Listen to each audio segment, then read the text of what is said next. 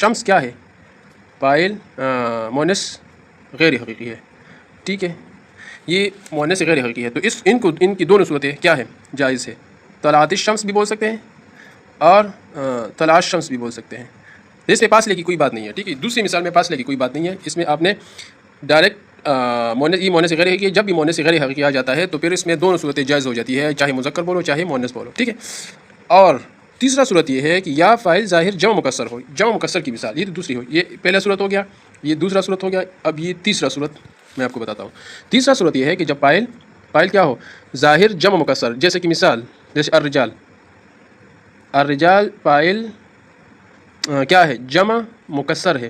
رجال کی جمع مکسر کے بارے میں ہم نے کل پرسوں بولا تھا کہ رجل سے کیسے رجال بن جاتا ہے، جو جمع مکسر اس کو کیوں کہتے ہیں، یہ ہم نے پچھلی ویڈیو میں ہم نے بتایا تھا۔ اچھا پھر اس میں بھی کیا ہے، اس میں دونوں صورتیں جائز، جیسے قال الرجال، قال الرجال، ٹھیک ہے، اور قالت الرجال، قالت الرجال، اس میں یہ دونوں صورتیں کیا ہے؟ جائز ہے، اس کو مذکر صیغہ بھی لا سکتے ہیں اور مؤنث دونوں لا سکتے ہیں۔